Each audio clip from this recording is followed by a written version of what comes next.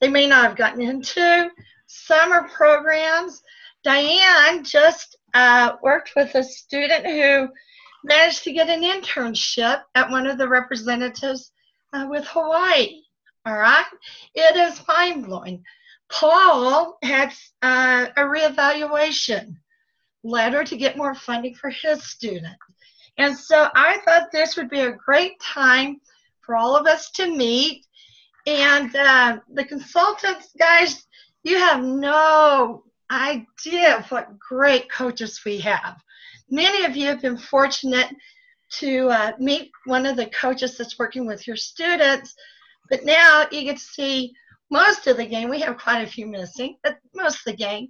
And so I was thinking maybe y'all would like to ask us some questions, and we can start to get to know each other a little bit better. Okay, thanks, Constance. Now it's up to the consultants. Go ahead. If you have questions, now's the time to ask them. You can just unmute yourself and ask the question, or you can type it into the chat line, and we'll try and keep up with the chat line as well. I have a question. Yes. Can you hear me okay? Hear you fine. Oh, good. I have a college or high school senior. I've been with WFG for about 3 years, but I just got my HIFE certification last summer. And I know that my son needs to be coachable in order to use the service, but I'm so curious just to see on a personal basis what it would be like for him to have a college coach with the HIFE program.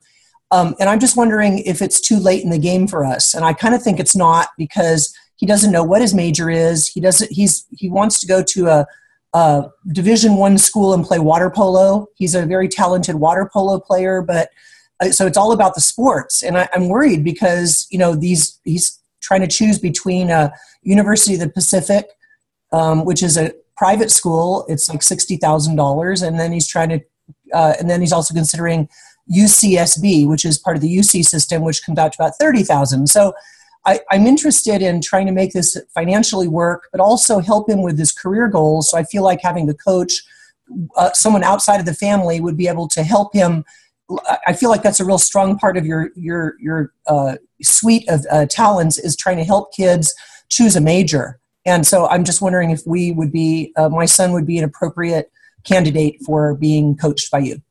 Okay, I'll answer the short and quick one. Yes, he is definitely a candidate for the program. Now, to get a little bit more specific on your question, I'll let Amy go ahead and take that one. I'm like, okay. No, what I've found in coaching is that students will respond to our questions a little better than they would from a parent. As a parent, you could ask the exact same question and they wouldn't respond to it, whereas when the coach kind of prompts it a little bit, that outside prompt can really make a big difference for a student.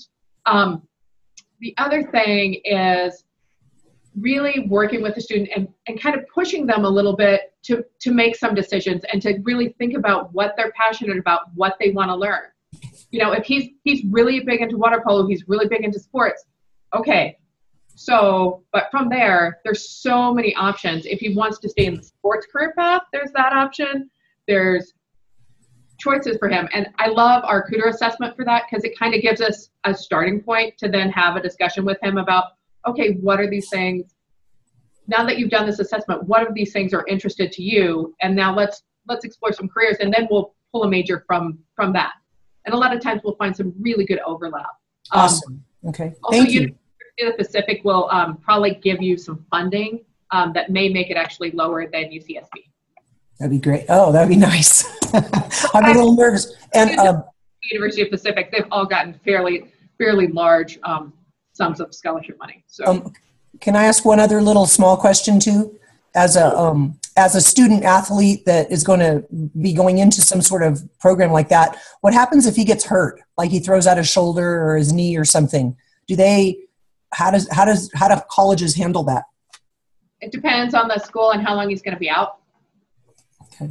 They'll work in with a trainer. They'll work in with a physical therapist. They have great staff. Okay. And they'll take care of them. Okay. To a point. Right. Like if they decide it's a career-ending injury, then that's what it is. I see. Okay. So I can't, it's hard to answer, but they really try and work with the athletes and help them heal and recover and come back to their program, before they just toss them out. Awesome. Okay, thank you. Thank you very much. Hi, Sure. my name is Trang. I'm from Cleveland, Ohio. Can I ask a question? Sure. First, I just want to say thank you to other coaches and the program administrative for put this program together and help our kids, getting higher education. I have come to a challenge over here in Ohio that I have talked to either the superintendent or the higher position in from the school. And I have come to a challenge that they told me that the student already have the school counselor. So my question is that what is it about the coaches that made you different from the school counselor compared to, what they have at the school already? So how do I go about, answer that question or overcome that challenge that's a roadblock for us? It's a very common question. It happens all the time when you get those type of questions at a school. It's for two reasons. One, they don't know who we are. They don't trust us. We don't have a reputation with them. And they also feel threatened. Their counselors, their guidance counselors in the school, they're trying to protect them because they feel like we're trying to take over their job. That is not the case at all. Our coaches are totally different, and they take and supplement what the counselors in the school do. There's a thing, the primary job for the counselor at school is to get the kids graduated from high school. We take it beyond that and prepare them more for college and help them get into college in the right career. So in a short answer, that's the main difference. We supplement what the counselors do. Now, when you're talking to the superintendents in school districts and whatnot, unfortunately, you're probably going to get that obstacle a lot, and you may not be able to overcome it very well. What you need to do is start going to different areas and maybe some of the clubs at the school, the PTA, the PTSA, and things like that, where you can have a more receptive audience. But that doesn't mean give up on it. Constance, you want to say something on that as well? Yes. We do get this a lot from school counselors, but I think especially when you look at our seniors and what we provide, it's phenomenal. Because yes, they do assessments in school. However, most counselors cannot guide a student one-on-one to explore the different options. When it comes to selecting colleges, same scenario. And then the application process, we review college essays. We give them tips. We talk to them. We talk to them about their deadlines and all of that. And then, I think some kids would do fine without our program as long as everything is perfect. All right? They have the perfect major, the perfect school. They know how to write the perfect essays, and they get in with a full ride. Now, that doesn't happen. And so that's where the coaches come in, is if a student hits a snag, we know who to speak to. We know who to go to. College essays. We know what's being asked. And so basically you have school counselors who work so very hard, so very, very hard. And I think many are frustrated that they can't work one-on-one with every senior as much as they want to. And so that's where we come in. We're not replacing them. We're adding on and providing additional support to the student. That's how I look at it. Okay, thanks, Constance. Thank you very much. Okay, we have a question on the chat line. It says, my son is a sophomore. The last meeting he had with his counselor was in his freshman year. They have a few hundred students to work with.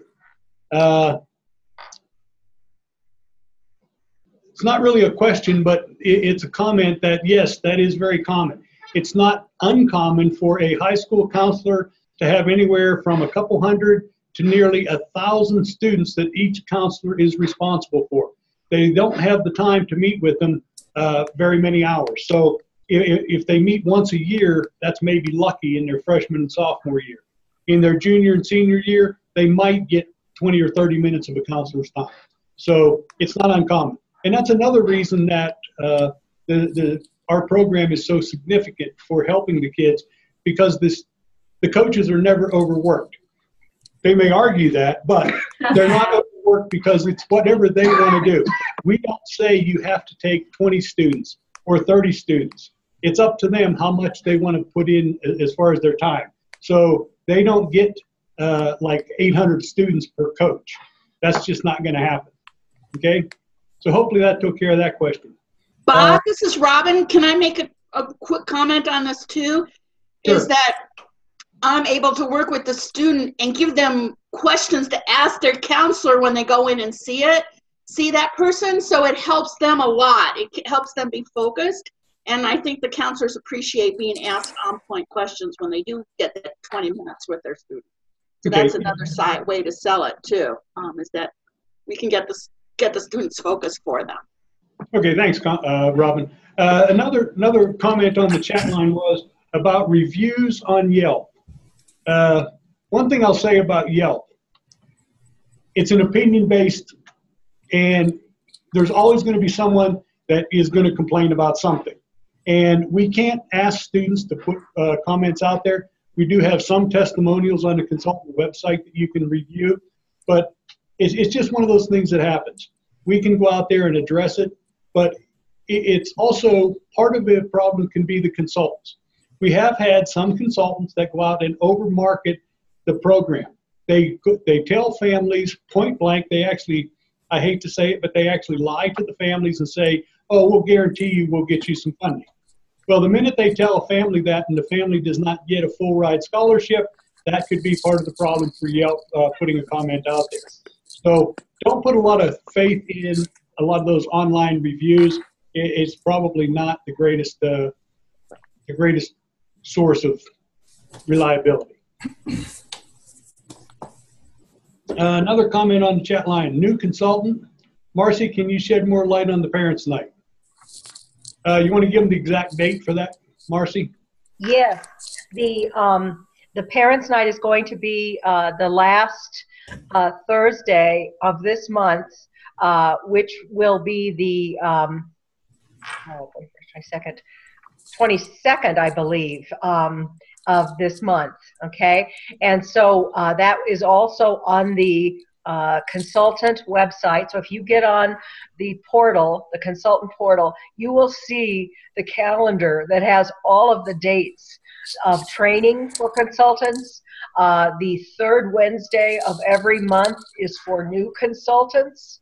And then the last Thursday of the month, and starting in March, I believe we're going to also be adding the last Tuesday to do Parents' Night. And Parents' Night is wonderful because you can invite prospective parents. You can use that as an event kind of to market the program. So you and your office could have parents in, and you could all watch the webinar together, and you'll be able to actually ask questions of the presenter, one of the presenters, which will be me, but also having another coach on there as well.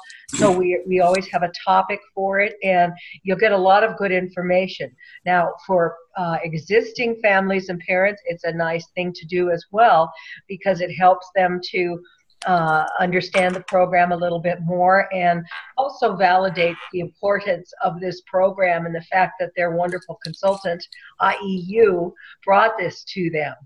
So again, don't forget about Parents' Night. Use that as an excuse to have a group at your home, go to their homes, in your office, at a meeting center, anywhere where you can all get online and look at that together. And then they can ask me, as well as another coach, specific questions about the program. And so if you're feeling a little concerned about having to have questions addressed to you directly, put them on with us, and we'll take care of it for you. So when I was a brand new consultant in the business decades ago, it was always very helpful for me to take perhaps a more experienced person with me to help answer those questions. This is the same idea, and I know that many of you do partner with either younger consultants, newer consultants, or a more experienced consultant. This is that same principle, is where you will have an opportunity to showcase your knowledge and your connection with the Institute and add that level of validation and also be able to have questions answered for those families that are thinking about joining. Now, this last month as well, we did a little special discount. So we're going to be planning some little giveaways each time. So that's pretty important to be on there as well for you. So. Thanks, Marcy. Another question on the chat line was about students and families that are here for political asylum reasons, and they're not typically eligible for financial aid. That is true, and unfortunately, there's not a whole lot we can do to help in that area for financial aid. There are some cases where a specific university or college might have some money available for those students. I know they're considered international students, but they also have a different status than your standard F1 student visa that most of our international students are on. So it's a case-by-case basis depending on where they're going to school, what their status is, and they probably will not get what's considered, federal financial aid or even state financial aid, but there may be some money out there. Absolutely no guarantee, but there could be some money specifically from the college that they're going to, or possibly some of the other nonprofit humanitarian organizations that work with refugees. So there is a possibility, but no guarantees. Okay, other questions?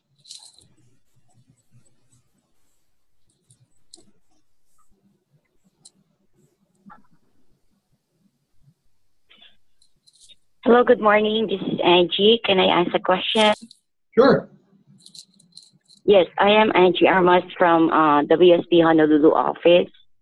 I am a consultant, and number one, first I would like to thank everyone, all the coaches, and of course, as a consultant, I would like to know what else could we help our students aside from, sometimes we have right now 5 seniors, and I keep asking them as you talk to your consultant, or sometimes I don't know if they're too busy, they keep saying that, or they're really connected to our coaches. But as a consultant, what is basically we can do more? Because for the last, since 2016, what me personally doing is like, I creating a project for them. So it adds some, I should say, a project where it adds some leadership, that they create a project and then do it, and I assist them like what you call this, recycling. And one time we did a golf tournament with a help with a nonprofit, with the raise about 20,000 for the students as well. So those kind of projects, is it something that we as a consultant need to report to you so that you know what your students are working on? I'm just concerned that the students are not telling their coaches what they're doing, aside from your advices to them. Well, that would be a good idea. If you can keep us advised of things that you're doing, there might be ways that we can give you some help, not necessarily financial help, but some guidance on some tips and ideas on what to do, how to do it, maybe some promotional ideas. So if we know about it, we might be able to give you some guidance. So definitely let us know what you're doing, or at least let the coach know so the coach can help a little bit too.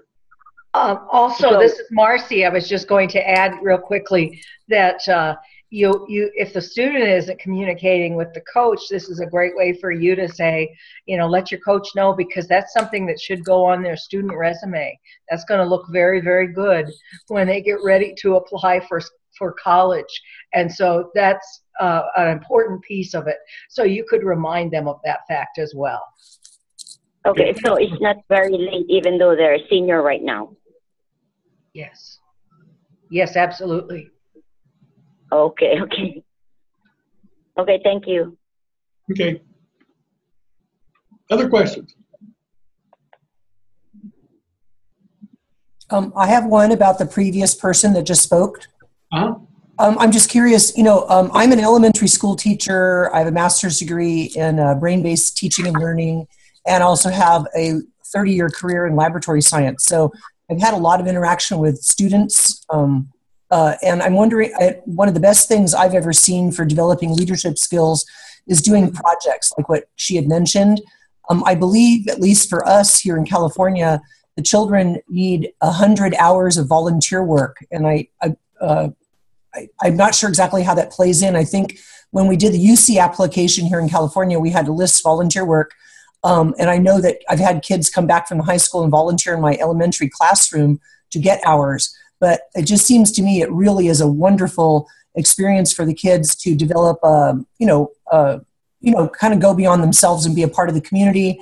So I think that the way I'm understanding the question, it sounds like how does that play a role? And I feel like that's an incredibly powerful way to help kids develop their leadership skills.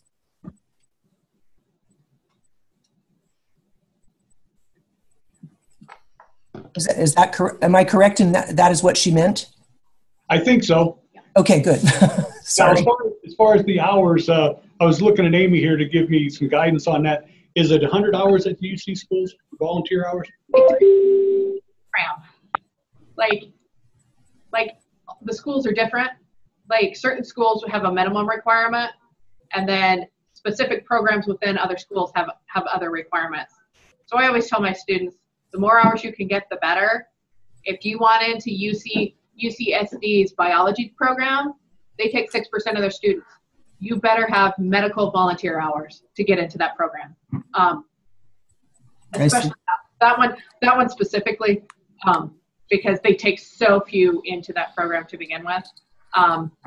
But I always have my students, especially as freshmen and sophomores, if they have a list of schools they want, go look at those programs and those departments and find out what volunteer hours they want and where they want them.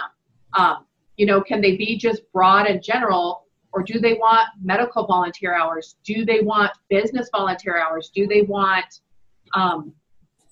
if it's engineering and that kind of thing, do they want stuff with science and community science stuff? So I always encourage my students to really work their volunteer hours if they know where they're going. If they don't know, it's okay. Do what you're interested in. Do your volunteer hours where you have passion, where you have interest.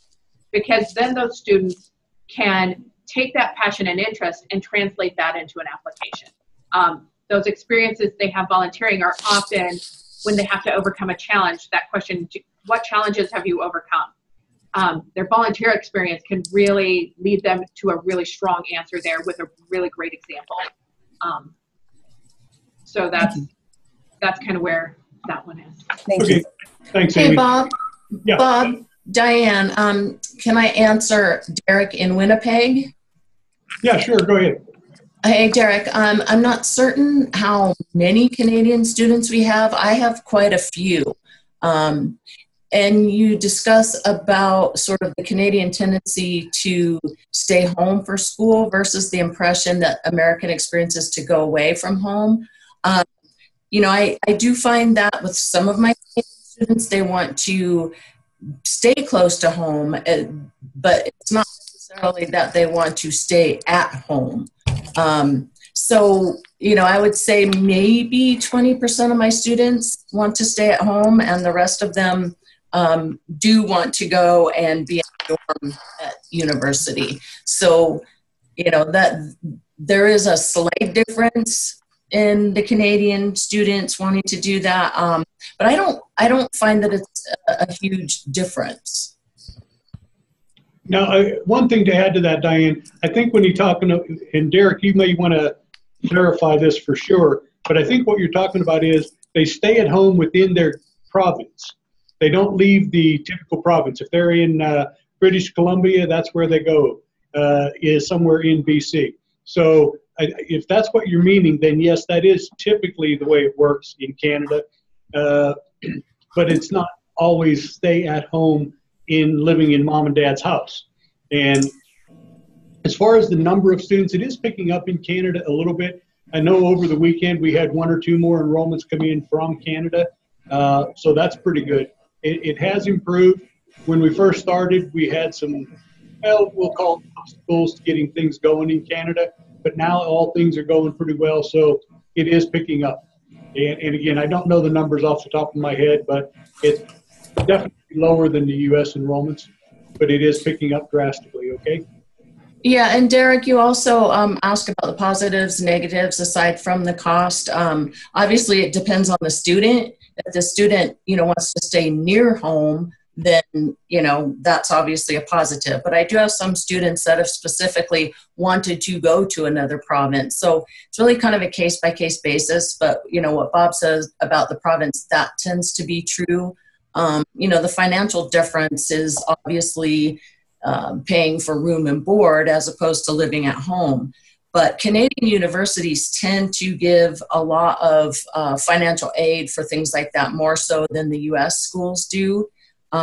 So quite often students can get extra money specifically to live in dorms. They also get a little bit more time off. The Canadian school year is a little bit shorter than the U.S. school year. So they actually get time to work part-time. So, that's a plus too, but it's really kind of a case-by-case basis. Thanks, Bob and Diane. I guess part of it is personal in a sense. My son is in grade 12 and he's been in the program. He is, basically he wants to go to University of Toronto, and if he stays home in Winnipeg, it'll be about $5,000 a year. If he goes to Toronto with a dorm and meal plan, it's going to be about $25,000. I'm also a little bit concerned about his party level, but that's just our own thing to work out. But just wanted to get to know if you guys had seen any sort of those experiences. Okay, thanks, Derek. And I think that is what Diane was addressing there. Okay, another question came up on the chat line. A new consultant, student is a freshman in high school, honor classes and so forth, and says that they know what they want to do and where they want to go to school. Is she a good candidate for the program? The answer is probably a definite yes, because a freshman in high school, unless they've had some assessment testing, the chances are she doesn't really know 100% what she wants to do, although that's possible. And she may not know where she wants to go or what is the best school for the degree that she actually wants. So it is definitely a good candidate for the program. Okay? And then something to add to that too, Bob, is that when a student comes into the program and has a coach to take them all the way through high school, the things that the coach can help them do to make sure that they're doing everything they need to do to look good to that college that they want to get into and actually get accepted, and also make themselves so attractive to the school that they are awarded scholarships to go to that school. So that's another reason for them to consider the program. Okay, thanks a lot, Paul. That's good information as well. Another one comes in, and this one is it's from Canada, but you're talking about the ICP, or International Coaching Program. And if you want more information on that, the best thing to do is send us an email, because it's a little bit too involved to get into, just in a short webinar like this. But in a nutshell, our International Coaching Program is for international students that are in another country but want to come to the U.S. to go to school. Okay, we don't do international in Canada, and the reason is we're not geared up to handle the immigration portion of getting into Canada to go to school as an international student. Here we do in the U.S. So even if you're a Canadian consultant, you can still enroll students into the international program if they are coming to the United States to go to school, not Canada. And we will work with them to help them get their student visa to come to the U.S. and get into a school. It's a complicated process, but like I said, if you want more information, send us an email and we'll get that information emailed out to you, okay? Bob? Yeah. There are a couple things I want to mention. There have been some questions on scholarships. And what we do around scholarships, we try to send out every possible scholarship we can find for students that would be applicable. Students are also responsible for, if they go with some scholarship search engine, to apply for scholarships. We have a lot of students that we'll send scholarships out to, and they don't apply. And scholarships that require something to be written, an essay, a lot of students won't apply for them. You know, they say it's too much work. But if you think about it, if all the other students are thinking it's too much work, that increases your chances of getting a scholarship. And we review essays for scholarships. And basically, and I believe all the coaches would agree, when it comes to finding financial aid for one of our students to go to school, we look everywhere. We look for scholarships, we look federal funding, we look state funding, we go to the schools, we look to see what financial packages they can offer. And then when we get offers, we do comparisons to see if there's any chance maybe they can get a little bit more money to make it more comparable. And so for that, we go across the board. There is someone has a student who, gosh, seems awesome. Soccer, baseball, and karate.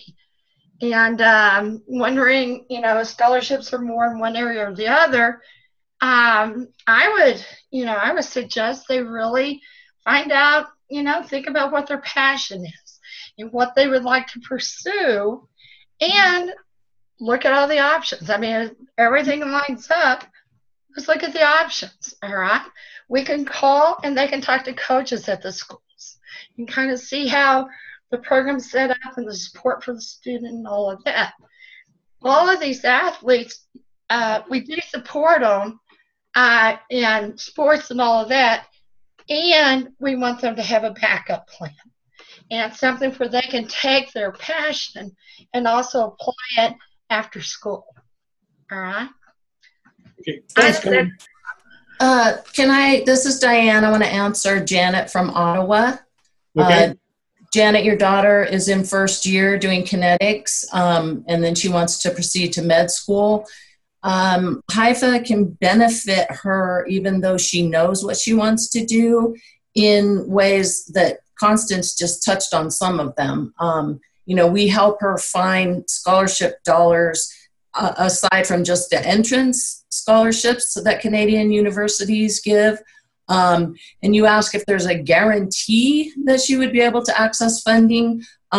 We absolutely cannot guarantee that she will get funding, but we can guarantee that we can point her in the right directions and sources for funding and help her with essays and other application items that she needs to do. So certainly she could benefit from HIFE even though she knows what area she wants to go into. Thanks, Diane. One of the questions talk about assessments and students finding volunteer opportunities and internships. That is stuff we do, all right? Diane worked with a student. They worked real hard, and they managed to get this student a great internship. I don't know if it was the state or U.S. representative, but managed to do that. And the volunteering. Now, in my opinion, I am great giving student possibilities of where to go for internships and looking for volunteering and all that. I personally think as part of the development of a student, they need to make a lot of those phone calls, all right? Because once a student is off in college, they're the ones that have to interact with the college. They're the ones that have to do all of that. And so I will talk and find out who students need to talk to.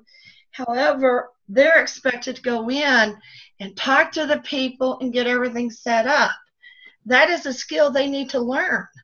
And so part of our program, in my mind, is not only it's the coaching piece, all right?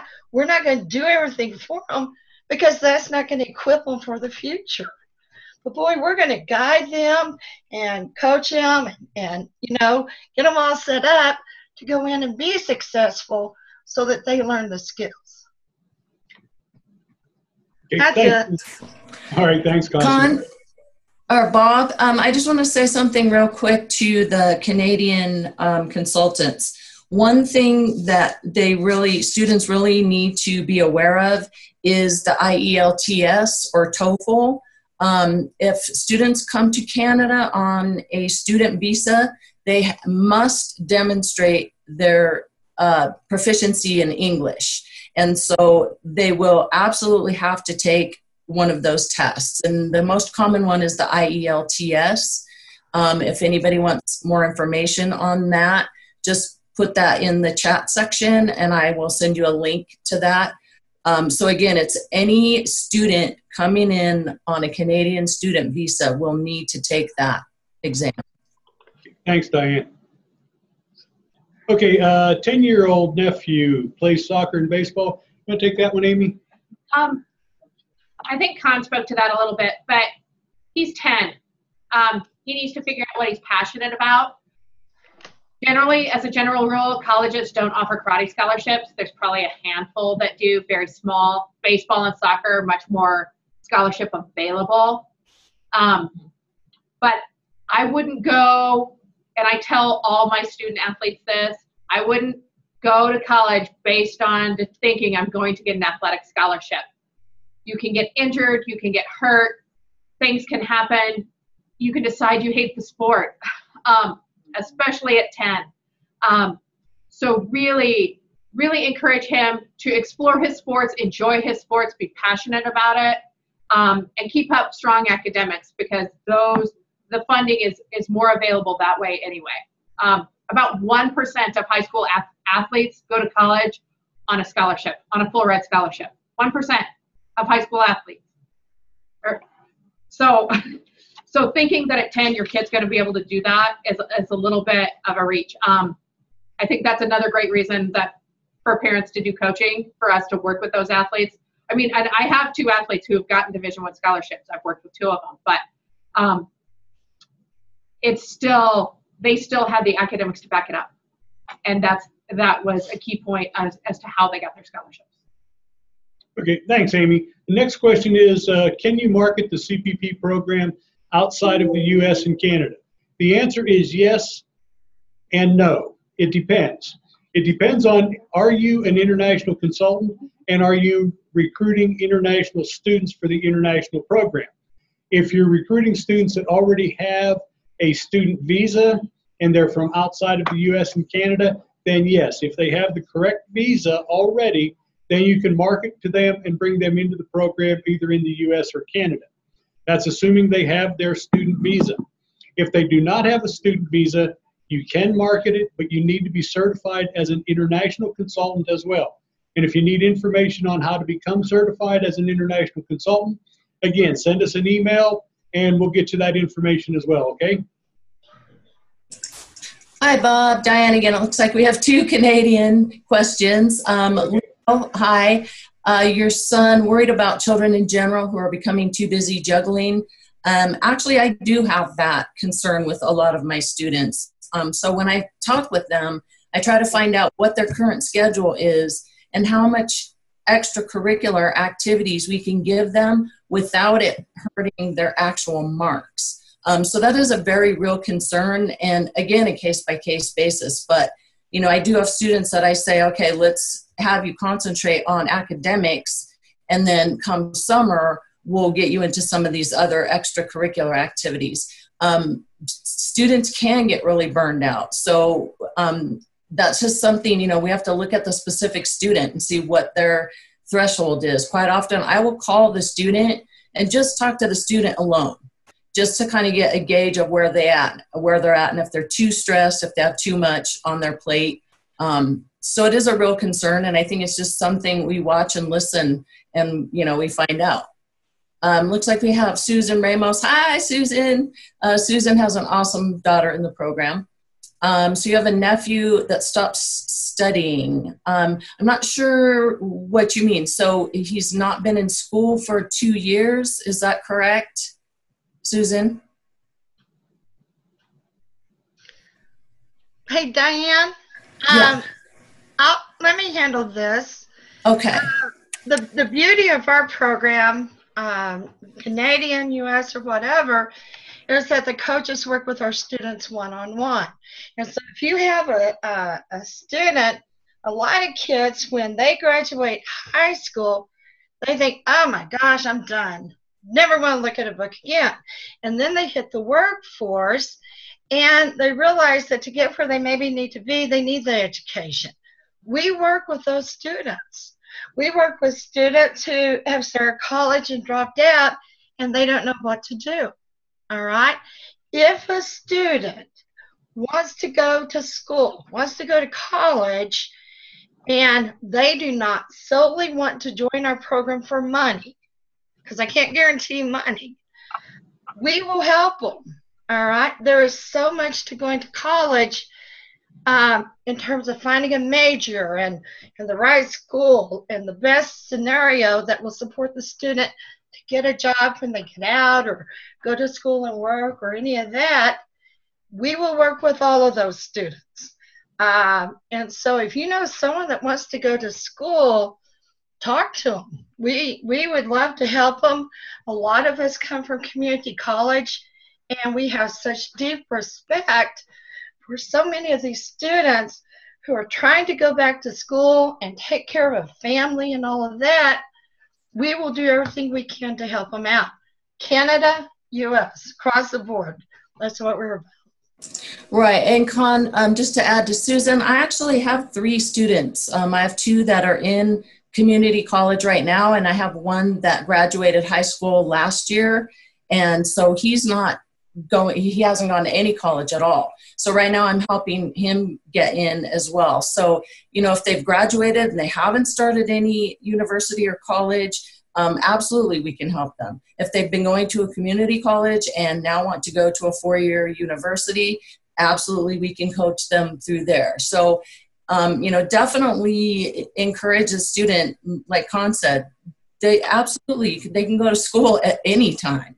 So, you know, and we will help coach them through. And so the 3 that I do have are actually all Canadian students too. I'm going to take the question on the chat line. Do students who take time off from studies for a year or 2 do as well as those students who go straight from high school? Those students actually do better. Because students who go straight from high school to college who aren't motivated and aren't ready to be in college tend to party a lot, tend to drop out, tend to do all those fun kind of things. The students who have taken some time off and then realize they want to go back to college are highly motivated. So the students who've had some time off and go back are a super highly motivated student. And so they tend to do very, very well. A traditional high school student who goes to college, they do fine. But if they aren't super motivated, they will tend to party, do things that may jeopardize their college experience. Thanks, Amy. Other questions? We still have about 10 minutes. I think we're caught up on the chat line, so any others? Did we answer the Naviance tutor question? Oh, no, we early didn't. on? Naviance is an amazing tool. If their high school has Naviance available to them, I encourage my students who have Naviance to use the Naviance and to send me the Naviance results, because oftentimes I can compare them with the Cooter results. They oftentimes agree. The thing that Naviance really does well is it does a really good job of matching schools to students.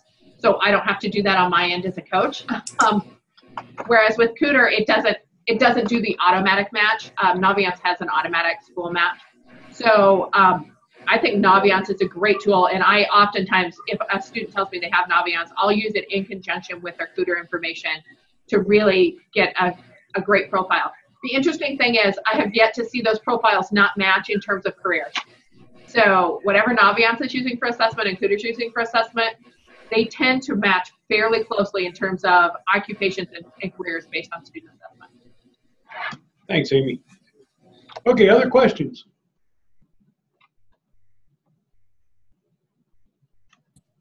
I have one.